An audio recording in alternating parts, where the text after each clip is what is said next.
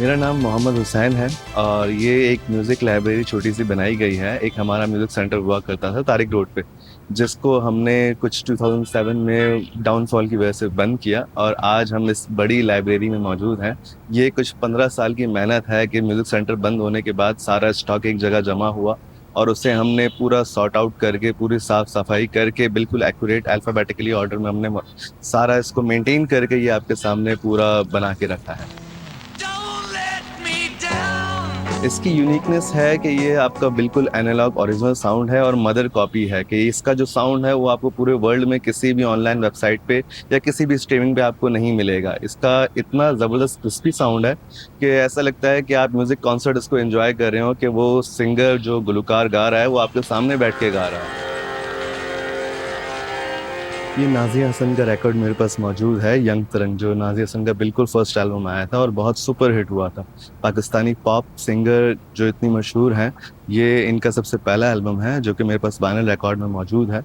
और इसके अलावा नाज़िया हसन की मेरे पास दो और एल्बम, जो एक स्टार मूवी आई थी और एक डिस्को दीवाना एल्बम आया था, वो भी मेरे पास वाइनिल रिकॉर्ड की शक्ल में मौजूद है।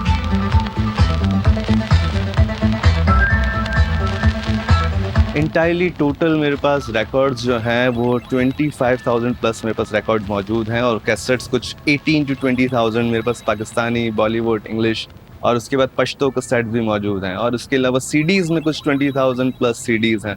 इसमें इंग्लिश की एक कंप्लीट लाइब्रेरी है कि जब आप देखेंगे इस पिक्चर्स में तो ये एक मेरा पूरे शेल्फ्स लगाए हुए हैं। इसमें अल्फ़ाबेटिकली ऑर्डर सारे इंग्लिश के आर्टिस्ट हैं, फिर उसके बाद बॉलीवुड है, फिर पाकिस्तानी भी अल्फ़ाबेटिकली ऑर्डर, मेरे पास रिकॉर्ड्स भी हैं, सीडीज़ भी हैं और कैसेट्स भी हैं।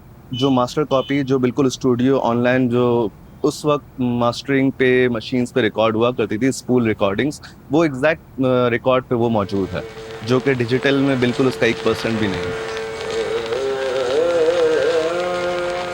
पाकिस्तानी में मेरे पास तकरीबन जो 60s से स्टार्ट है, मेरे पास 60s के भी रिकॉर्ड हैं। ईस्ट वेस्ट पाकिस्तान जब डिवाइड हुआ था, मेरे पास उससे पहले के 1970s से के जो बिल्कुल स्टार्ट के रिकॉर्ड थे, उनके 71 में पाकिस्तान में बनना शुरू हुए रिकॉर्ड।